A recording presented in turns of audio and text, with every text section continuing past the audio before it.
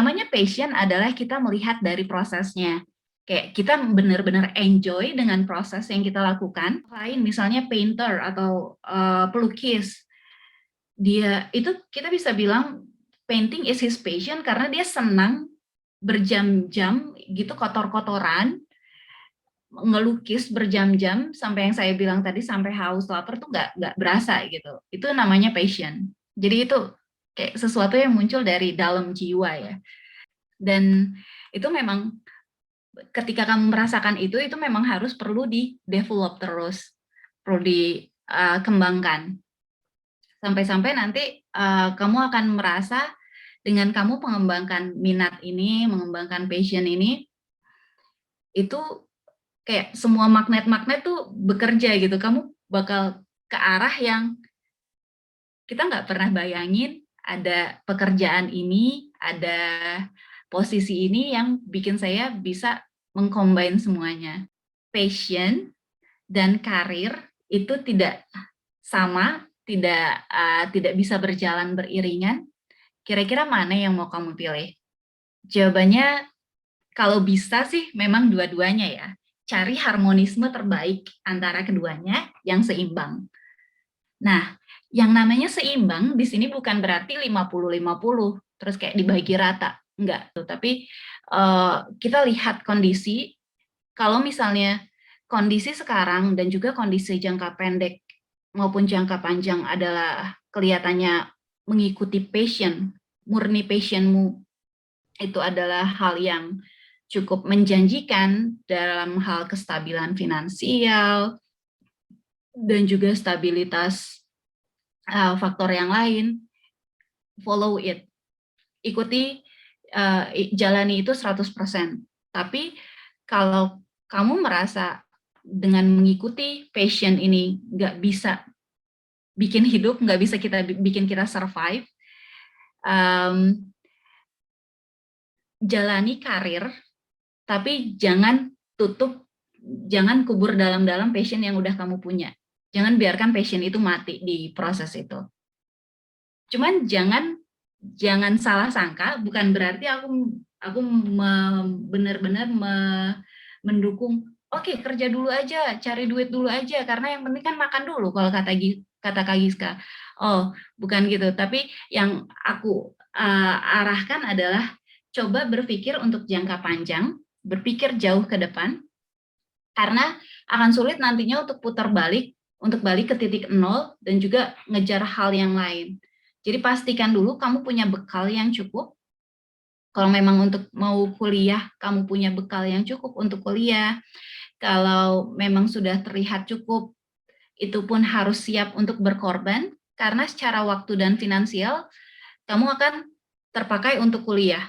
Dan juga ya untuk kuliah, bukan untuk kerja, bukan untuk karir gitu. Sementara akan ada saatnya juga, apalagi untuk kaum sosial media ini, pengaruhnya cukup besar, kayak ngelihat orang karirnya udah bagus, kayak udah bisa beli ini, beli itu harus siapin dulu mentalnya.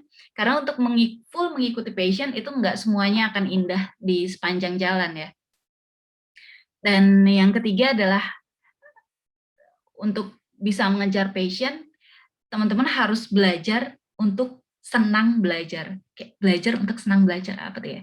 Jadi karena ketika kamu memilih untuk menjalani passion, kamu harus pastikan kamu tidak akan pernah berhenti meneruskan jalan ini, dan saya akan menjadi expert di bidang ini. Gitu.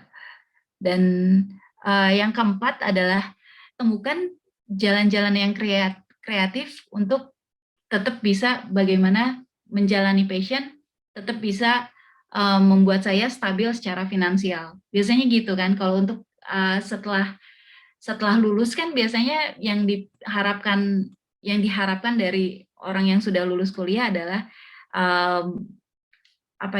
mandiri secara finansial gitu. Nah, jadi yang ini nih pertanyaan lebih baik kerja dulu atau kuliah dulu. Yang ideal sih cari pekerjaan yang sesuai passion, tapi juga dibayarin kuliah ya. Itu Wah, cuma jarang banget terjadi ya. iya betul banget. Tapi kalau dapat itu, wah udah lancar banget gitu ya Mbak, semuanya Ya, lancar jalan. iya, itu lancar, itu rasanya beruntung banget, bahagia Hmm. banget lah kalau kayak gitu. Cuman yang perlu di di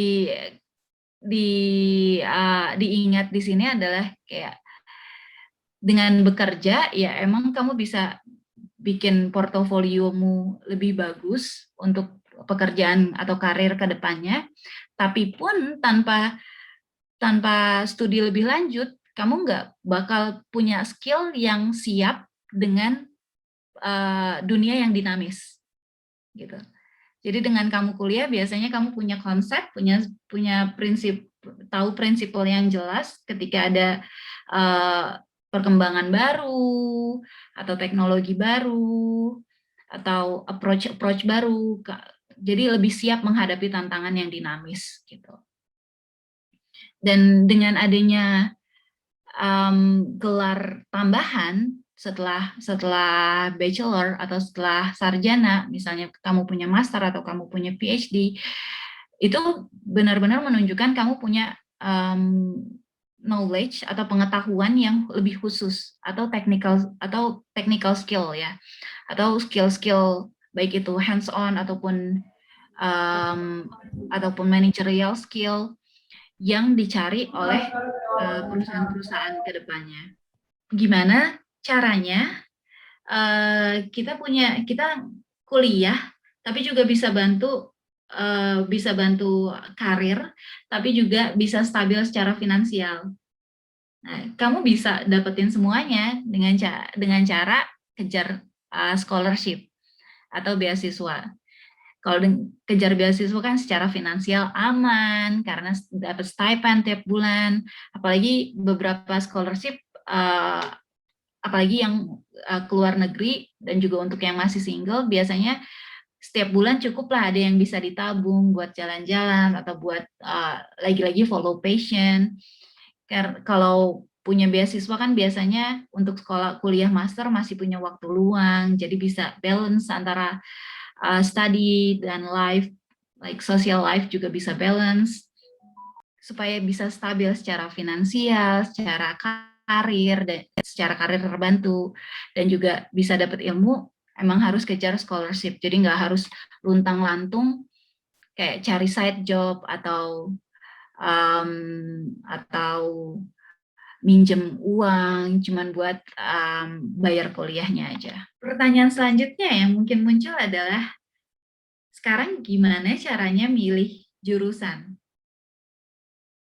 Karena kan pastinya tren tren di luaran tuh banyak yang bisa dipakai. Tapi kalau misalnya kamu memang tidak sedang menjalani karir di situ, misalnya apalagi untuk fresh graduate ya, biasanya kan masih fresh banget, masih bebas banget memilih jalan karir yang sama. Mulailah dari topik atau subjek atau jurusan yang kamu peduli gitu, yang kamu tertarik, kamu peduli kayak misalnya saya peduli banget sama isu global warming. Terus kamu bisa kejar ke arah sana dan bisa lebih dispesifikin lagi kayak isu global warming menurutmu yang kamu mampu lebih ke arah renewable energy kah, lebih ke arah policy kah? Itu semuanya mulai dari apa yang kamu care gitu. Kalau memang sulit, nggak kelihatan nih, gue care kemana, gue udah bodo amat lah gitu. Ya bisa aja kan terjadi, dan kalau misalnya memang itu kejadian, ya kamu bisa mulai dengan apa yang kamu enjoy. Kayak aktivitas apa yang kamu enjoy, apakah kamu suka dengan ketemu orang, terus ngobrol-ngobrol, bertukar pikiran, mungkin kamu lebih ke arah social and policy, atau kamu lebih ke arah um, kalau misalnya ada error-error nih di program, gue senang banget tuh kayak menemukan atau merevisi kodenya biar bisa benar. Itu berarti kamu lebih ke arah ke computer science ataupun uh, ya computer science dan teman-temannya, atau kamu lebih ke arah Saya suka aja nge-lab lama-lama, terus kayak mencoba sesuatu yang baru, yang belum jelas bisa atau enggaknya, tapi akhirnya menghasilkan tren yang baik. Misalnya suka di riset, ya berarti kamu mungkin enjoy di riset gitu. Carilah jurusan yang banyak jurusan ataupun program yang banyak risetnya gitu. Karena kalau cuma ngikutin tren di luaran sana, kamu uh, bakal turun motivasinya di suatu saat, dan mungkin di beberapa saat ya, selama 1 atau 2 tahun itu kayak kamu harus bakal benar-benar keteteran, kayak keseret-seret buat ikut kuliahnya, nggak bisa ngikutin, nggak ada motivasinya, kayak semuanya tuh kayak susah aja gitu nyambungnya, dan bakal capek banget dan kasihan ke diri kamu sendiri gitu, karena hidup ini terlalu pendek untuk kamu habiskan ke hal-hal yang kamu nggak enjoy gitu. Lebih baik kamu happy dan melakukan hal yang memang kamu bisa dan kamu suka, dan mulailah dari situ, mulailah dari cari jurusan yang kamu suka. Dengan kamu suka dengan jurusannya, kamu bakal lebih punya dorongan dan lebih punya sense-nya kemana nih abis kuliah ini lebih cocoknya gue lanjutin karir kemana tuh lebih kebayang gitu, dibandingkan ketika kamu benar-benar terjun tanpa kamu tahu, tanpa kamu paham jurusannya. Jadi intinya adalah coba lebih realistis dengan kemampuan kamu, dengan apa yang kamu enjoy, dan lebih baik benar-benar dipikirin sekarang daripada cuman ngikutin alur, lalu nanti ada saatnya kamu mikir, oh ini nggak cocok buat saya, terus balik arah, terus cari lagi yang baru. Kayak lebih baik cari lebih cepat, lebih baik untuk mencari tahu arah karirmu ke depan, atau arah topikmu, arah jurusanmu ke depan. Nah, meskipun sudah dipertimbangkan baik-baik, challenge yang tentunya ada, ini aku cuman lebih ke arah persiapkan mentalmu aja. Quarter life crisis itu adalah suatu keniscayaan gitu ya. Meskipun kamu sudah memilih jalan ini untuk dalam 1-2 tahun ke depan, tapi akan ada saatnya kamu lagi-lagi terpengaruh dengan faktor-faktor eksternal dan merasa kok gue cuma di sini aja ya, kok gue biasanya mempertanyakan kembali gitu ya Mbak, bener nggak sih ini udah tepat apa belum gitu. udah tepat atau belum, terus kayak feeling down, kayak kok gue kayaknya nggak bener ya ngerjain ini ngerjain itu ya. Pasti ada saatnya kayak gitu, karena semuanya yang namanya hidup nggak semuanya mulus kan. Dan tapi hal ini akan lebih bisa kamu kamu hadapi jika semuanya udah benar-benar di planning, udah benar-benar dipikirkan faktor-faktornya, sehingga kamu paham betul kenapa aku memilih ini, why I choose this, itu udah ada pakemannya banget gitu. Dan yang terakhir itu adalah ada kemungkinan munculnya opportunity yang lain nantinya, di mana kamu bisa menggabungkan passion dan juga karir. Jadi tetap lakukan yang terbaik, karena tetap lakukan passionmu juga di sela-sela waktu luangmu. Karena yang pertama, itu bisa memperkaya kamu secara skill maupun mental. Yang kedua, karena lebih happy kan dengan menjalani passion. Yang kedua adalah bisa jadi kesempatan yang tiba-tiba akan datang kepadamu. Keep doing your best at both aspects, like your career and also your passion.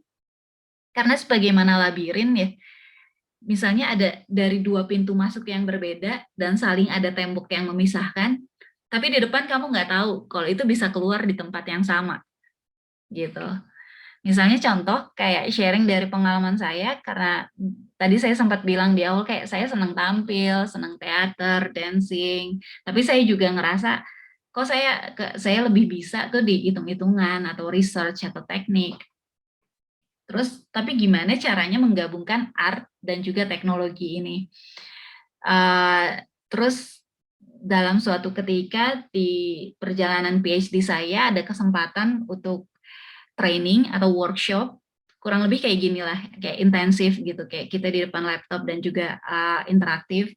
Kesempatan untuk training science communication workshop, terus saya ikut workshopnya, terus setelahnya ada kompetisi nasional di Amerika dalam hal science communication, cuman kayak menjelaskan tentang sains yang atau riset yang kamu lakukan dalam 3 menit. Terus saya menang di kompetisi nasional di Amerika ini, dan itu juga yang membuka jalan untuk saya untuk di-assign sebagai Science Communication Fellow di Research Center yang sedang saya jalani ini, gitu. Dan ini adalah opportunity yang pertama kali ada di sepanjang sejarah Research Center ini. Jadi kayak jangan khawatir kalau kesempatan itu belum kelihatan hilalnya sekarang, pasti nanti ada waktunya kamu bisa mengcombine passion dan juga karirmu.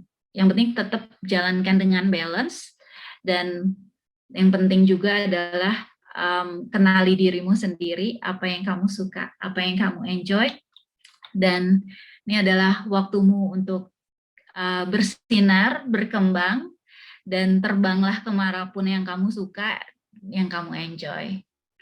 Gitu. Nah, Mbak Giska, aku mau tanya duluan deh ya. Kalau misalnya mau lanjut S2 tuh sebenarnya harus sesuai gitu nggak sih jurusannya? Misalnya kayak S1-nya, kalau Mbak Giska kan kebetulan memang sejalur gitu ya, S1-nya dari FT, kemudian S2-nya juga di FT gitu.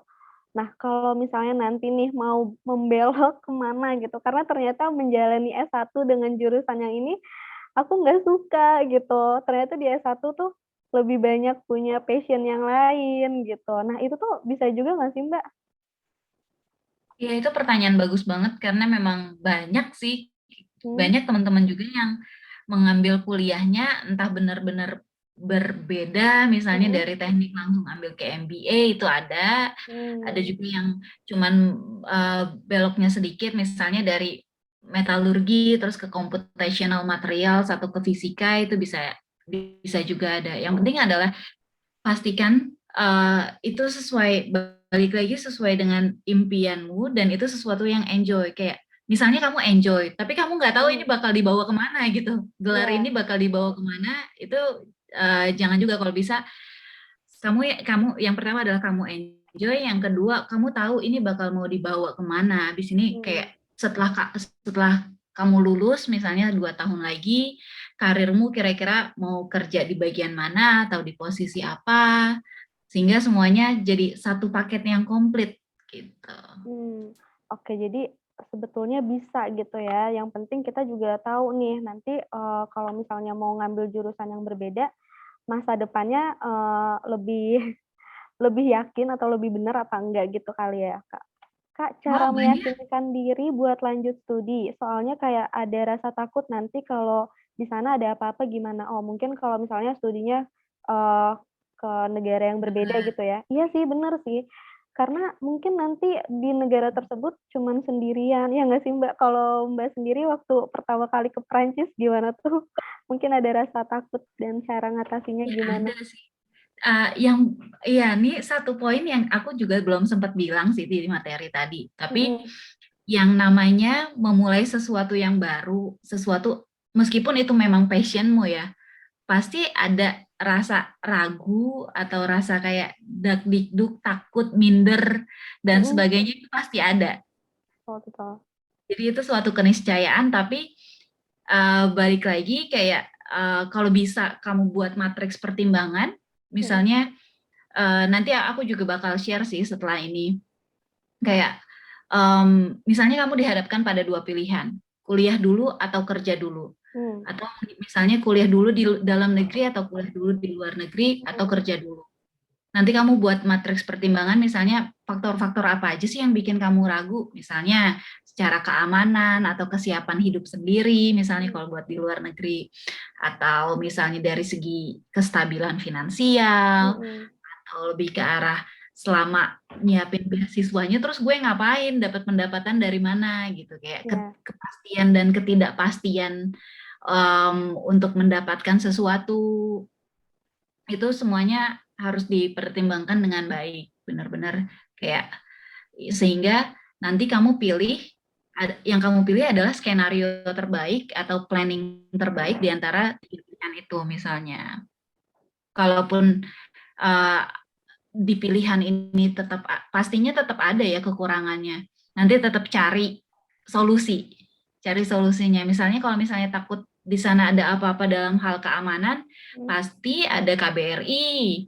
Ada KBRI pasti nanti atau dari PPI-nya Persatuan Pelajar Indonesianya yang di daerah situ pasti ada yang bisa bantu. Kalau nggak ada kayak aku di sini di WashU di kampusku, aku belum pernah lihat mahasiswa Indonesia yang lain di kampusku. Dan aku udah cari kemana-mana tuh nggak ada infonya tuh nggak. Jadi kayak sejauh ini pun aku masih sendiri di WashU, tapi cari supporting system yang bisa menjaga kamu di sekitar. Misalnya biasanya meskipun nggak ada mahasiswa, ada ibu-ibu yang tinggal di sini bersama keluarganya. Jadi pastikan kamu tetap ada supporting system. Oke, jadi pastikan ada supporting system gitu ya. Jadi kalau ada apa-apa biar nggak ngerasa sendiri banget kali ya Mbak ya. Jadi bisa bisa saling sharing juga nih sama teman-teman. Oke, nah kalau menurut aku sih sekarang kalau orang Indonesia udah banyak juga ya yang lebih prefer kuliahnya ke luar negeri gitu. Nah mungkin karena ada kesamaan di situ, sama-sama butuh teman gitu ya terutama. Nah di situ bisa saling nyambung kali ya. Jadi ya udah sisanya mungkin takut makanannya nggak cocok itu gimana tuh? Mungkin itu juga ada kali ya alasannya. Iya sih. Oke, tapi tetap sih kalau misalnya udah ada seseorang di sana ya pasti kita akan merasa lebih aman gitu. Oke, kita langsung ke pertanyaan kedua. Kalau mau daftar beasiswa, apakah mitos harus sesuai S1 itu benar ya? Tadi berarti nggak benar ya Mbak ya? Karena bisa kemanapun ya. Cuman biasanya yang agak challenging adalah ketika daftar beasiswa kan. Ya, bagaimana meyakinkan si reviewer ini atau panitia penilai bahwa kamu tuh milih jurusan ini benar-benar karena kamu pengen, yang pertama karena kamu pengen, kamu enjoy dan kamu punya target buat kedepannya apa yang akan kamu lakukan dengan ini. Gitu. Jadi bukan semata-mata cuman salah satu di antara 3 faktor ini ya. Tapi kamu punya planning yang jelas. Ibaratnya kalau bikin esai itu ibaratnya kita nyatuin puzzle. Ada puzzle yang kamu udah punya, ada puzzle yang masih kamu mau cari. Sehingga nanti kamu bisa menyajikan suatu set yang komplit setelah kamu menyelesaikan kuliah di jurusan itu. Nah, gambar puzzle-nya itu yang harus kamu cari sendiri. Oke. Nah, tapi tenang aja sih sebenarnya nanti di sesi scholarship class ini juga nanti bakal dibahas nih tentang membuat motivation letter yang baiknya tuh seperti apa. Mungkin nanti di situ juga kali ya untuk meyakinkan untuk dapat scholarship-nya gimana di situ. Nah, berarti tadi udah kejawab kali ya, kalau sesuai jurusan S1 itu nggak benar gitu. Bisa kok kalau misalnya kamu emang mau belok ke jurusan yang lain gitu. Terus ini nih, bedanya passion sama hobi apa Kak? Nah iya sih itu juga. Karena kadang-kadang ya gue hobinya ini tapi bukan passion juga sebenarnya. Jadi kalau ditanya passion, jawabannya kayak susah-susah gampang gitu kali ya. Kalau menurut Mbak Giska sendiri gimana nih? Bedanya apa sih untuk passion dan hobi? Iya, ini pertanyaannya bagus sih. Kalau hobi, mungkin kurang lebih sama. Tapi passion itu lebih ke arah, kalau hobi kadang kan kayak, kamu main badminton. Tapi kamu main badminton karena hobi aja gitu. Tapi nggak ada goal lanjutannya gitu. Sementara kalau passion itu ketika kamu suka main badminton, kamu terus bangun itu sehingga ada goal dari situ. Gitu, kebayang nggak? Jadi kayak dua-duanya sama-sama lahir dari perasaan, dari gimana kamu enjoy atau enggak. Tapi kalau untuk passion adalah kamu punya hal, kamu punya goal untuk itu terus dikembangkan, dikembangkan sehingga kamu enjoy dan tetap ada achievement gitu. Oke. Yang penting kalau passion tuh lihat ke depannya nanti ada masa depannya nggak sih di situ gitu kali ya, Mbak, ya? Iya, Hmm. betul. Oke. Ini ada, pertanyaan teratas nih, ada 2 yang like soalnya. Kak Oke. Giska, kenalin aku Gazi. Kak, halo Gazi. Mungkin kalau misalnya Gazi bisa langsung open open mic bisa enak nih, bisa nggak Gazi? Untuk pemilihan kampus untuk talk program, saya bisa ikutan research team-nya nggak, Kak? Atau harus ikut research programnya? Gimana tuh? Gazi ada di sini?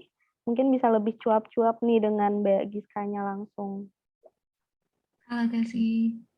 Halo Gazi, oh lagi makan, Lagi oke. mana? Sorry. Oke, siap. Berarti langsung aja nih dijawab pertanyaannya, Mbak.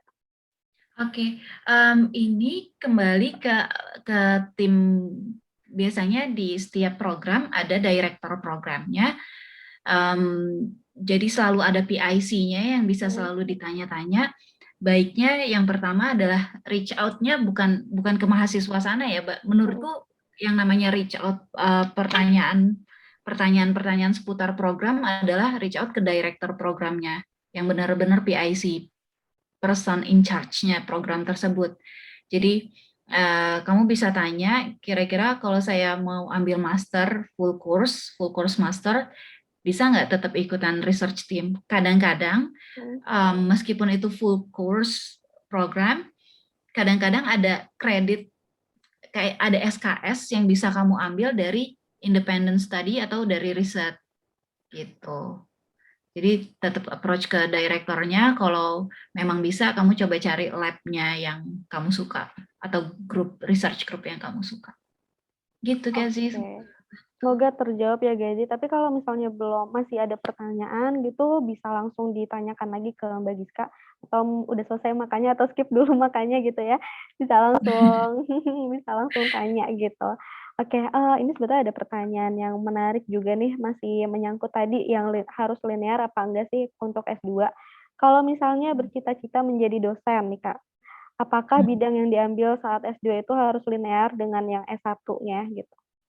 Gimana nih, Mbak, kalau untuk mau jadi dosen? Ya ini pertanyaan bagus sih.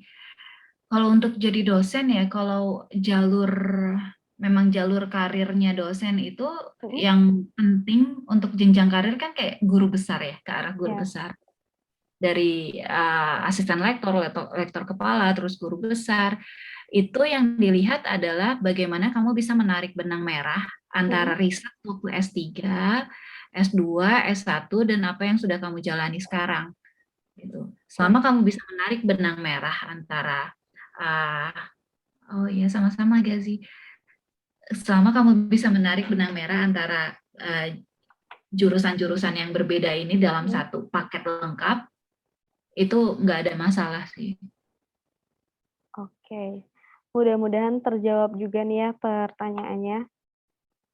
Terus, selanjutnya nih mungkin aku akan bacakan pertanyaan yang baru gitu kali ya, biar mungkin yang tadi udah terjawab bisa langsung ini. Kak, mau izin tanya, apa pendapat Kakak dengan statement tidak harus selalu kerjakan yang kamu passion-kan, tapi passion-kan apa yang kamu kerjakan? Itu gimana, Kak? Aku abstain ya di bidang itu, tapi kalau pendapatku sendiri adalah itu soal perasaan nggak bisa diganggu gugat ya. Betul. Itu bukan kayak tombol switch yang bisa on off dengan gitu aja. Bukan kayak ilmu yang bisa kalau kita belajar ya seenggaknya ada yang masuk gitu. Tapi kalau perasaan itu benar-benar tentang cocok atau nggak cocok gitu. Kalau misalnya emang nggak cocok, kamu coba terus, ada kasusnya ya yang jadi malah depresi atau kayak benar-benar jadi kayak sayang gitu umur yang kamu punya di saat kamu bisa bersinar dengan gemilang. Gitu. Itu tadi nih ya. Jadi balik lagi juga sih ke diri kamu sendiri gitu. Terus, Balik ke diri. ini nih, Mudah. untuk apply beasiswa S2, apa saja yang harus dipersiapkan dari sekarang selain motivasi belajar yang tinggi? Nah, mungkin di sini pesertanya bukan cuma mereka yang udah lulus gitu ya, Mbak, tapi juga ada juga yang masih kayak maba atau masih sekarang tuh semester 3 semester 5 gitu. Itu kan sebenarnya lagi aktif-aktifnya di organisasi mungkin atau lagi kayak yang penting, bisa ikut, mata kuliah selanjutnya atau yang penting bisa lulus matkul ini dulu gitu kan. Nah, tapi Mhm. sebenarnya udah punya ancang-ancang nih buat S2. Nah, sebetulnya kalau misalnya mereka yang kira-kira masih kuliah ini, yang masih ya semester 3 semester 5 tuh, bisa persiapannya dari sekarang kira-kira apa aja yang harus dipersiapkannya?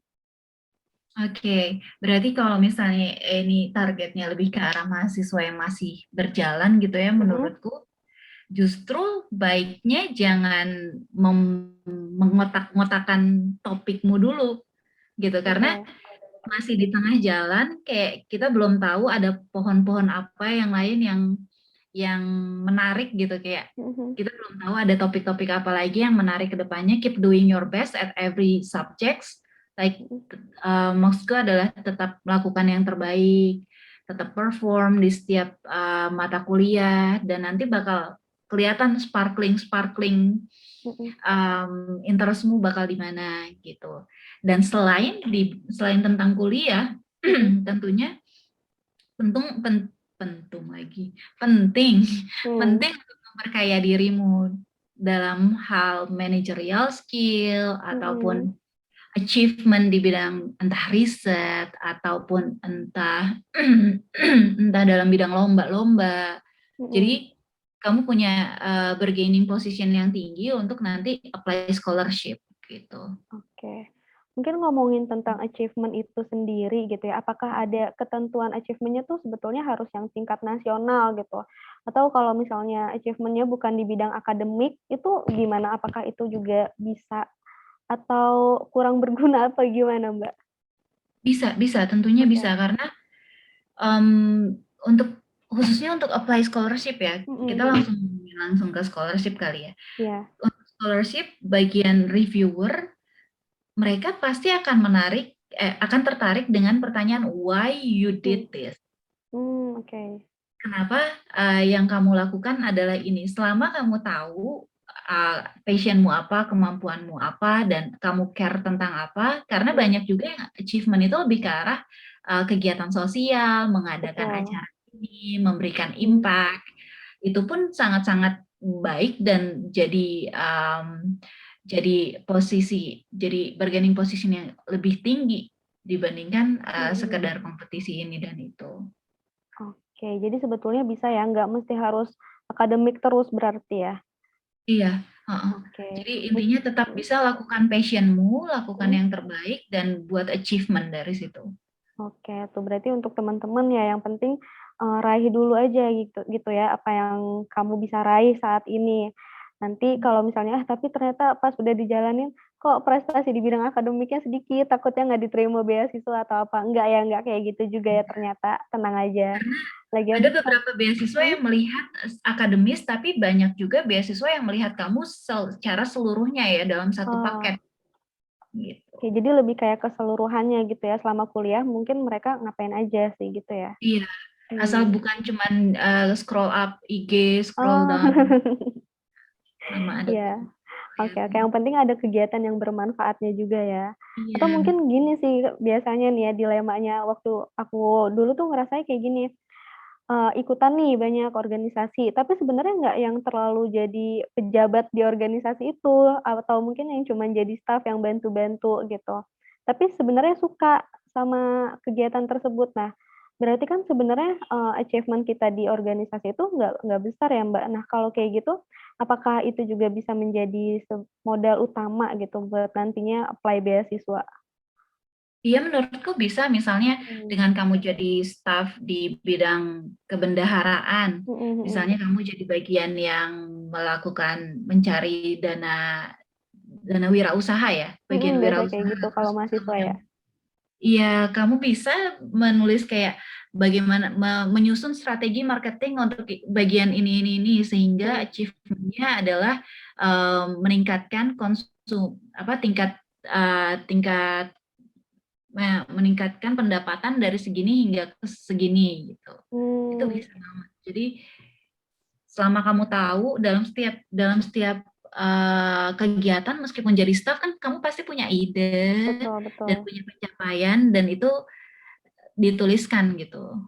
Jadi Oke, yang terukur untuk penting emang orang. kamu benar-benar berkontribusi gitu kali ya, jangan sampai nanti pas ditulis bingung juga nih ngapain ya kemarin selama jadi staff gitu, karena mungkin cuma ikut-ikutan doang ya. Aku ada scholarship opportunity yang munculnya Mmm, bukan, kalau bisa dibilang kalau kata Pak Munir tuh bukan yang kelihatan di permukaan ya, mmm, tapi sesuatu yang um, apa ya, bisa dibilang dari mulut ke mulut atau memang kayak harus cari tahu sendiri. Ini adalah McDonald International Scholars Academy oke yang dari kampusku sendiri, tapi khusus untuk international students. oke. Jadi aku bisa jelasin sedikit tentang kampusku. Ini lokasinya di Missouri. Um, dan ini adalah gedungnya. Jadi kita punya quadrangle besar dan ini menghadap ke Forest Park. Depannya tuh Forest Park gitu. Dan ini adalah gedung di engineering di tempatku kuliah, di mana gedung School of Engineering ini atau kalau di Indonesia nyebutnya Fakultas Teknik gitu ya. Dia adalah ranking 15 National University di US, dan di sini mereka sangat mendukung riset-riset multidisiplin. Jadi kalau misalnya ada suka kayak aku misalnya mechanobiology atau imaging science, cyber security, aerosol science. Karena aerosol science kan bisa jadi kimia, fisika, ataupun teknik kimia, bisa gabung semua di situ. Goal dari fellowshipku sendiri adalah mencari future leader untuk di skala internasional. Jadi makanya yang dicari adalah international students. Persaingannya juga cukup tinggi. Tapi untungnya kita dari UI punya partnership yang cukup baik dengan kampusku yang sekarang, WashU. Nah, yang di sini karena setiap beasiswa kan biasanya yang dicari karakter calon penerimanya kan beda-beda ya. Kalau di sini yang kita cari memang beneran yang punya global mindset, yang punya leadership yang baik, dan juga sangat sangat sangat tertarik dengan community development atau senang networking dan sebagainya. Nah, ini adalah salah satu beasiswa yang menurutku yang dilihat adalah paket lengkap. Bukan cuma sekedar IP, bukan cuma sekedar kayak achievement lomba, tapi benar-benar melihat kamu secara keseluruhan. Dan yang biasanya kan yang ditanya yang didapat apa aja sih, stipendnya berapa, atau ini full tuition scholarship, terus living stipend setiap bulan dapat, dan kita dapat annual travel allowance, jadi setiap tahun bisa pulang pergi ke Indonesia.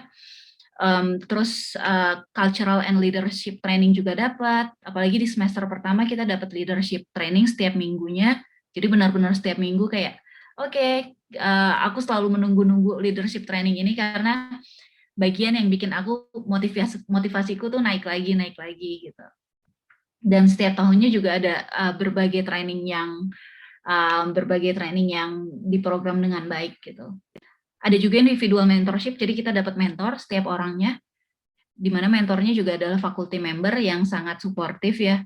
Mereka bisa kasih ide dan masukan. Dan mereka juga memprovide global network termasuk dengan alumni-alumni dari fellowship ini, di mana mereka udah jadi manajer atau jadi dosen di seluruh dunia. Untuk menentukan kayak kita balance memilih mengikuti passion dan juga karir ataupun apapun yang kita jalani. Misalnya kamu buat 2-3 skenario terdekat yang terlihat paling mungkin untuk dilakukan 1-2 tahun mendatang. Misalnya kalau untuk fresh graduate, apakah mau pilih kerja dulu, apply di perusahaan mana misalnya, atau cari beasiswa luar negeri, atau cari beasiswa dalam negeri. Jadi misalnya 3 skenario ini. Terus buat 5-10 poin pertimbangan secara jangka panjang dan juga secara luas gitu ya. Kita benar-benar pikir semua kegundahan yang ada, kira-kira apa aja.